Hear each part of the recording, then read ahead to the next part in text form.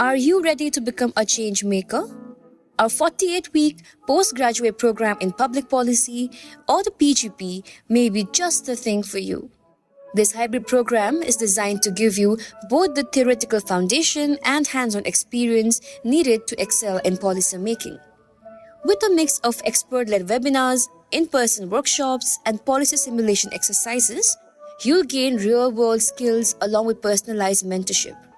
Through our policy programs, we connect good people to good ideas and good networks. Apply now at the link in the description to make an impact.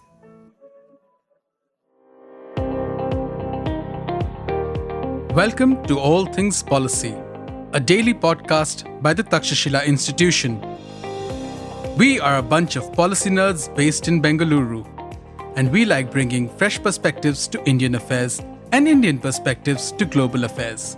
So grab a cup of coffee, sit back, and join us for today's chat.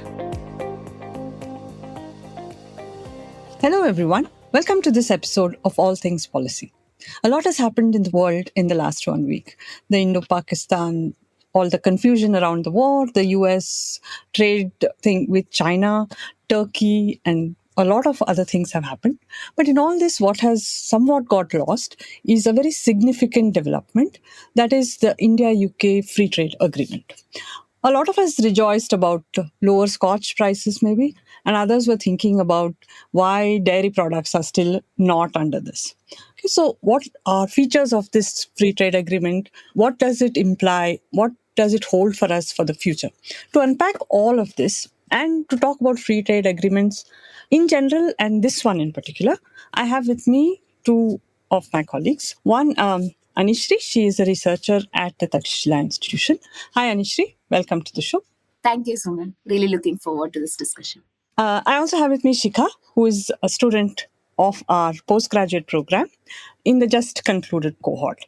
If you're wondering what the PGP is, it is Takshashila's 48-week public policy program. Lets you deep dive into the public policy world. Our new cohort, next cohort begins 14 June, and you can check out details on our website, policyschool.takshashila.org.in. So coming back to our topic for today, we'll try to take you through what the FTA means for India, the India-UK Free Trade Agreement. But before that, we'll need to take a step back and go into what are FTAs actually and why are they important. So to talk about all of this, both of my colleagues are here. So we'll take it from here. So you want to go? Sure. Thank you. So, free trade agreement is a more comprehensive agreement between two nations, or it could be between multiple countries. This type of agreement includes not just tariffs and duty. It is more comprehensive, where it includes any clauses related to trade facilitation, rule making in these areas, intellectual property, technical standards, sanitary and phytosanitary issues. So this is a more comprehensive agreement and hence takes a much longer.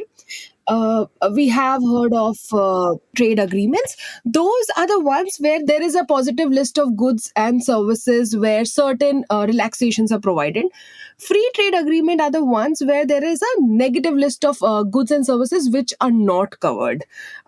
Free trade agreement is an attempt by countries to create a more laissez-faire environment between two nations to promote trade and be little hands-off in the condition. Yeah, so I think it's essential to say that it's actually people from within countries that trade and not countries per se. So what the agreements actually do is make trade between people of two countries easier, right? So would you put RCEP and all of those other treaties also as free trade agreements? RCEP is a multilateral, yes, but it might be closer to free trade, but yeah, it's slightly different in that. Okay, great. So just to add there, so free trade could be between two or more countries. So if it's the two countries and everything, we have the bilateral trade treaties, and then you have RCEP and such multilateral trade blocks where you bring a lot of countries together with the objective to remove the trade barriers of imports and exports and ensure hassle-free trade relations as far as possible. So India has so far signed a lot of free trade agreements and certain preferential trade agreements with a lot of countries, including Japan. We have some kind of trade agreements with South Korea and some in the countries of ASEAN region and everything. And we also had a early harvest agreement with Australia, which is not a comprehensive free trade agreement yet, but kind of an initial framework to reach there. And right now, we are also in the negotiation phase with the US and Europe, trying to secure a deal with these countries. So, main objective behind all these free trade agreements is like diversification and expansion of India's export markets. So through free trade agreement, a country get duty-free market access to the other country's market, and that enhances the scope of a country's exports, and it also attracts foreign investment and boosting competitiveness of their exports and other geopolitical reasons for such kind of trade agreement. And it's also not very much limited to goods; it's also about services and other aspects of Yeah. trade. Thanks, both of you. I just like to, we're talking about this from a producer's perspective or so, but what does free trade agreements actually do to consumers, right? So if I have to, just go a little into that, I would say it increases choice for consumers. Just, Yes. if you don't agree, just let me know. Okay. It increases choice in the kinds of products, services available for consumers in a particular country, and therefore probably makes products cheaper. It gives them access to better quality products because it's a competitive market. The more innovative player will actually win.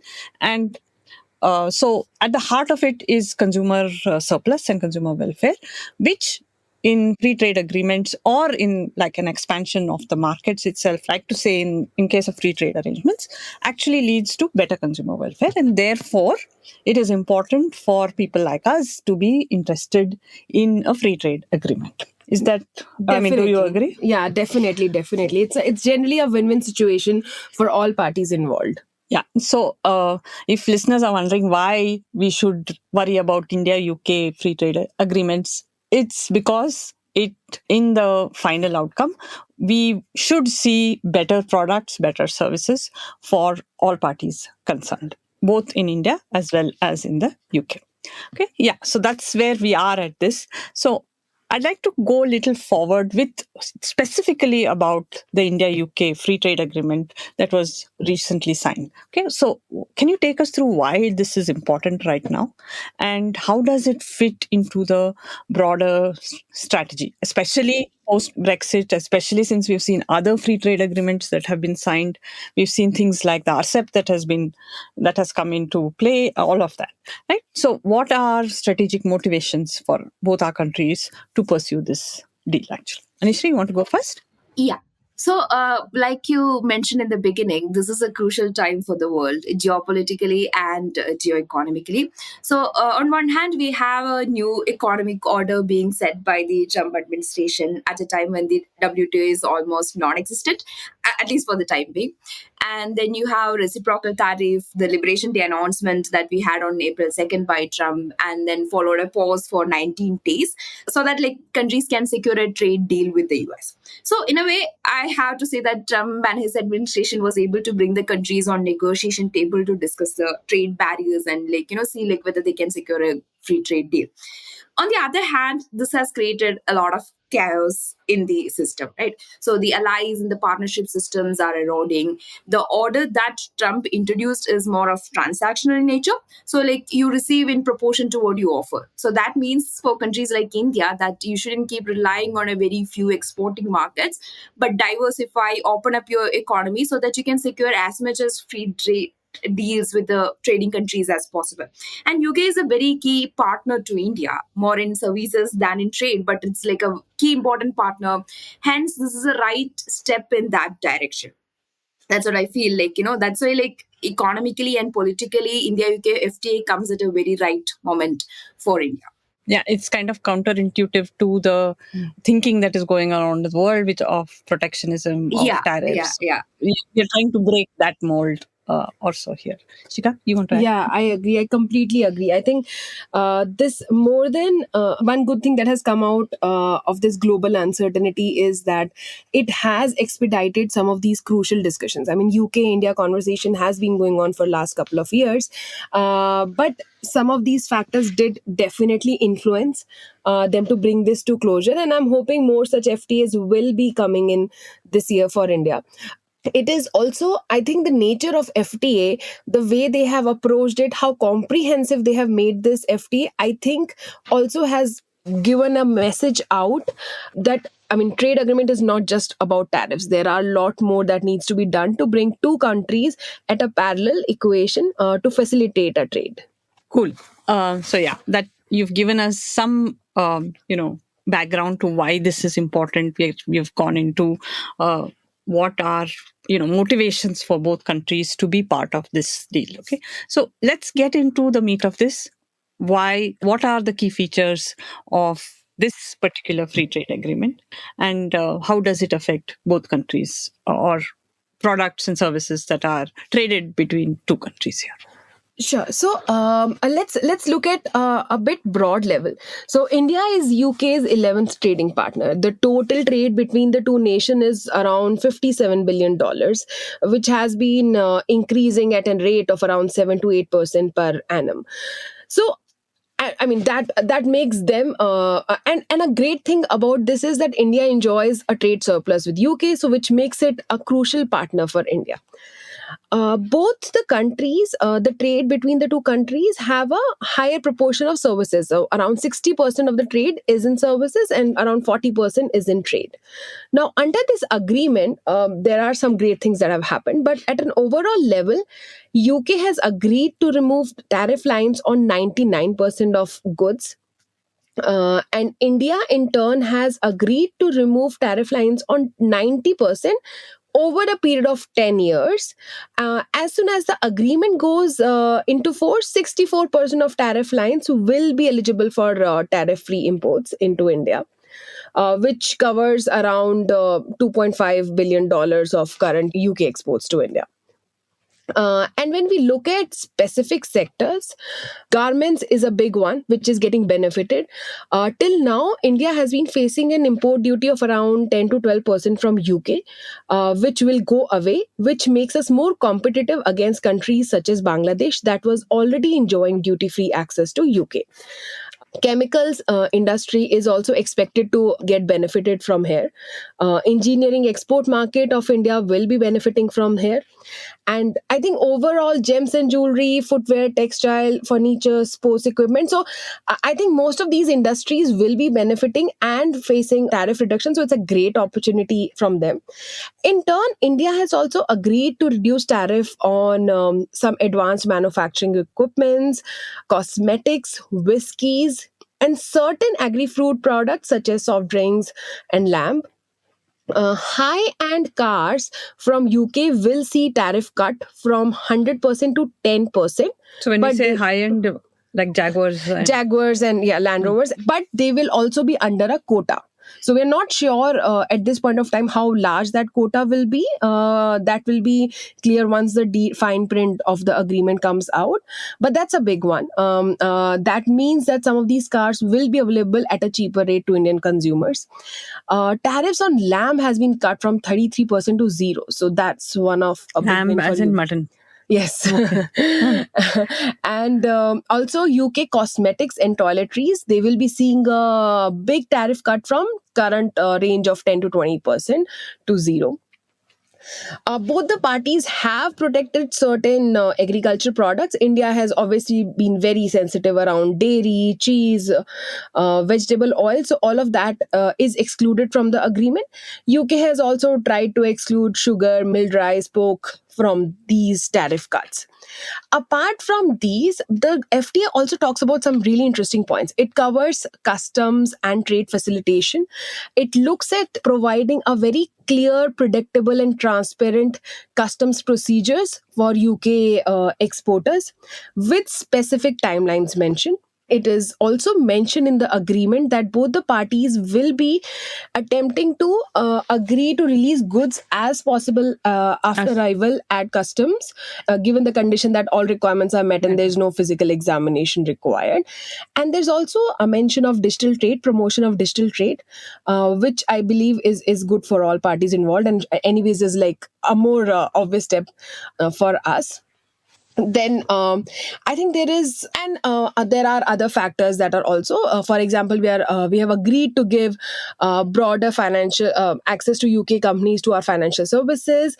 Also, UK companies will be allowed to participate in government procurement tenders, and I think, and another big win for services is removal of double contributions convention, which means that employees working in UK for temporary period of up to 3 years will not have to pay the double services So they contribution. So they don't need to contribute to social services there as Yes. well as here. Yeah. Okay. So So I'll just expand on a few things that Shikha covered. So she already mentioned the tariffs on cars. So they will be definitely drop from 100% to just 10%. And that is a huge win for certain British luxury car makers, and for Indian buyers. It might be slightly more affordable reach for a lot of Indian buyers. However, the caveat that Shikha mentioned, that it's like there shall be a quota for like cars that being imported to India in terms of the duty-free tariff quota, and also to same way the otherwise as well. And especially the EV and the hybrids, there will be like the limit will be very limited to few hundreds, or like the number will be very small, the quota. So that's like in a way so that it increases the consumer choice, but at the same time providing certain kind of protection to the growing domestic industries in both UK and India. So only we will be able to come to know the like exact numbers once we get the legal text out, which we are expecting probably in another 3 to 4 months. And so another thing that Shika mentioned, the textile. So India has been facing almost like 12% duties in the UK's till now.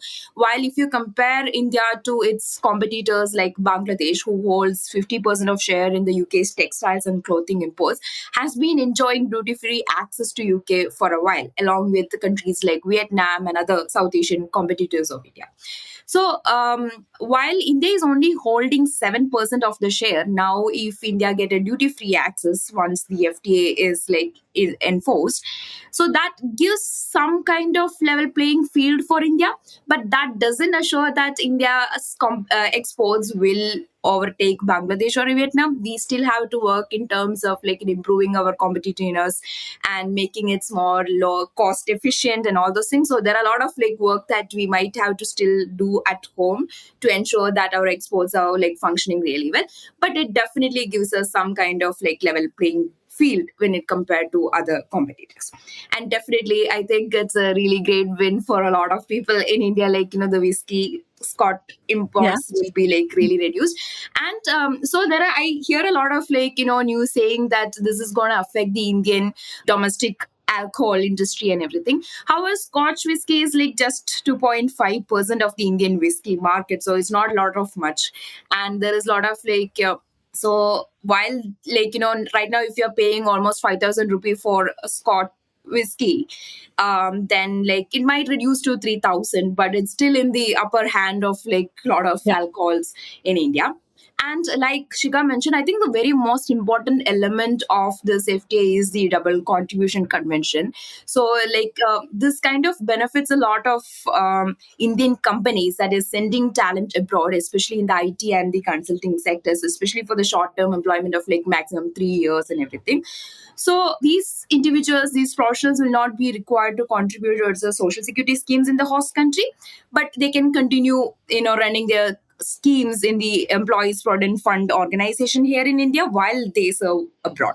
So this will also enhance the job opportunities for Indian professionals in the UK, and it also reduces like almost cost of £500 per employee per year for employers, so which is a huge win. And that means like we'll be having 100 more visas being issued for Indian professionals in UK. So yeah, I think only we'll be able to know the exact details of the FTA and how it's going to impact the Indian services and goods in UK once the legal text is out. But it's really looking like a good way to go ahead. Yeah, great. Thanks, both of you. You've like really laid out what this FTA holds for all of us. One interesting thing that I found was that mostly the opposition to free trade agreements comes from a place of, oh, our domestic industry will get killed. Like our small industries, medium and MSMEs, all of these people will face a difficult task. But from the way you have mentioned it, it does not appear so, right? Because they're getting access to a market that till now was a little beyond them in terms of price, at least. So if they actually put in some work, they actually have access to a market which till now they did not have, and which they can grow for a long time to come. And given exchange rate differences, it will add to significant exports or export revenue at least. So I don't really see, and like you said, textiles, gems, all of them. At this point in time, we are actually, all of these, a lot of them are in the small and medium enterprises category.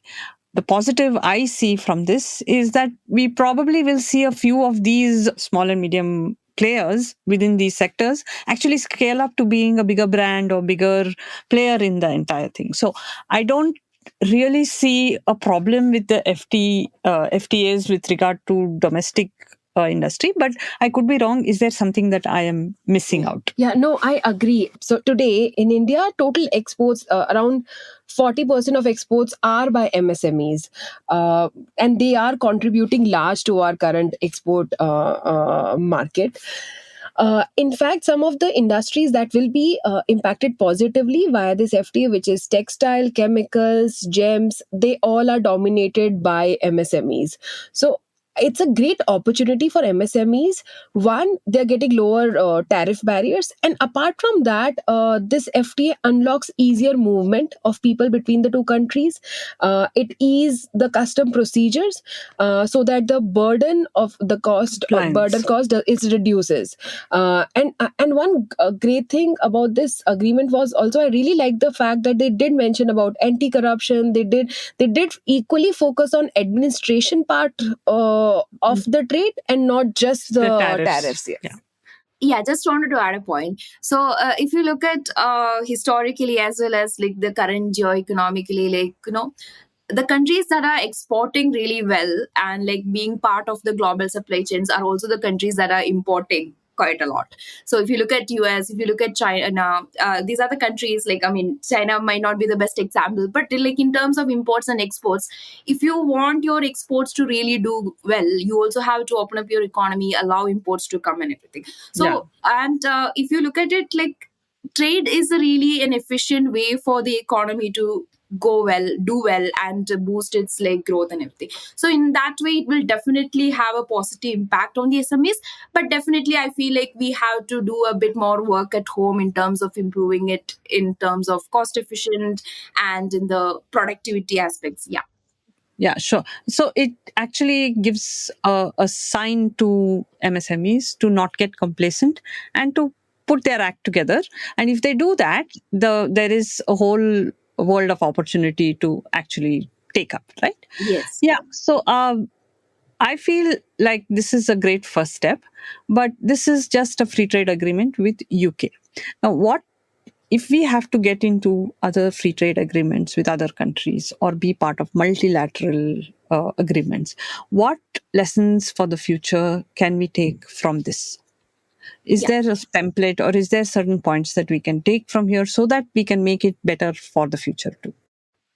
Yeah. So, okay. So I think I also have to play the devil's advocate here. So one area of contention that we kind of missed out within the India-UK FTA is that the carbon border adjustment mechanism, that's considered as a possible area of contention.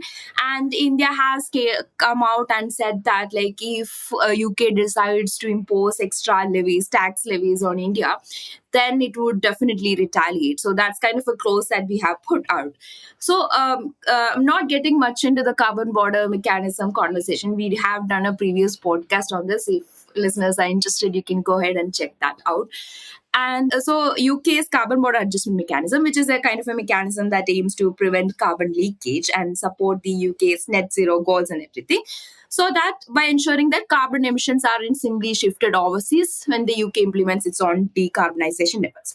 So this is established to start from 2027 onwards. However, India feels that this is kind of a green protectionism in a way that, it stops it at puts an extra tax on the all the imports that are entering UK. So this will be a possible area of contention. However, there are definitely a lot of ways that India can bypass this kind of a tax, and that means that India might have to employ its own carbon border mechanism domestically, so that the money doesn't go out, but you can kind of recycle the tax that you're collecting domestically to support the carbon transition mechanism. So all those things are very much possible.